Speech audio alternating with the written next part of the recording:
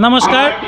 সৰ্বপ্ৰথমে আমাৰ লিডুত সাংবাদিক ভাই বন্ধুসকলক ধন্যবাদ জনাই আজি আমাৰ লিডুত ৰেলৰ ৰংগমঞ্চত হিন্দু সন্মিলন উপলক্ষে লিডু পঞ্চায়ত আৰু হামুকজান দুটা পঞ্চায়ত মিলাই পিনি আমি এটা হিন্দু সন্মিলন পাতিবলৈ সক্ষম হৈছোঁ।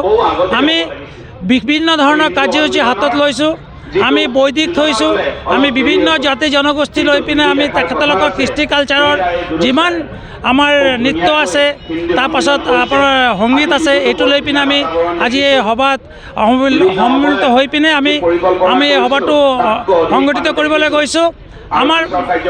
আমাৰ উদ্দেশ্য হ'ল আমাৰ বিভিন্ন জাতি বিভিন্ন জনগোষ্ঠীক লৈ পিনে আমি যাতে একতা সৃষ্টি কৰিব পাৰোঁ, তাৰে হ'ল আমাৰ মেইন উদ্দেশ্য। তাৰ কাৰণে আমি আমাৰ যেটো ৰাষ্ট্ৰীয় স্বয়ংসেৱকৰ যেটো মানে আদেশ আছিলে, এই আদেশ মৰ্মে আমি লিডুৰ সমগ্ৰ জলবাসী ৰাইজ মিলি পিনে আজি আমি লিডুৰ ৰংগমঞ্চত আমি হিন্দু সন্মিলন পাতিবলৈ সক্ষম হৈছোঁ। দলে বলে আহি আমাৰ যোগদান কৰিলে। আমাৰ ইতিমধ্যে শোভাযাত্ৰা আৰম্ভ হৈ পিনে সমাপ্ত হ'ল। তাৰপাছত আৰু বিভিন্ন ধৰণৰ কাৰ্যকলাপ আছে। আমি 2000কে 3000 মানুহৰ খিচিৰি প্ৰসাদৰ আয়োজন কৰিছোঁ। ধন্যবাদ। ৰংগমঞ্চত হিন্দু সন্মিলন অনুষ্ঠান কৰা হৈছে।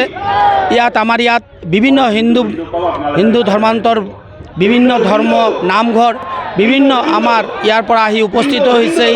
খন্তেক পিছতেই আমাৰ শোভাযাত্ৰা আমি অনুষ্ঠিত কৰিম আৰু সকলোৱে আমি শোভাযাত্ৰা কৰি হিন্দুত্বৰ প্ৰতি যি সনাতন ধৰ্ম আমাৰ মাজত জীয়াই ৰাখিব লাগিব। আমি সকলো হিন্দু একত্ৰিত হৈ আমাৰ ভাৰতবৰ্ষৰ যি আজি আমাৰ সনাতন ধৰ্ম আমাৰ মাজত বিয়পি পৰিব লাগিব।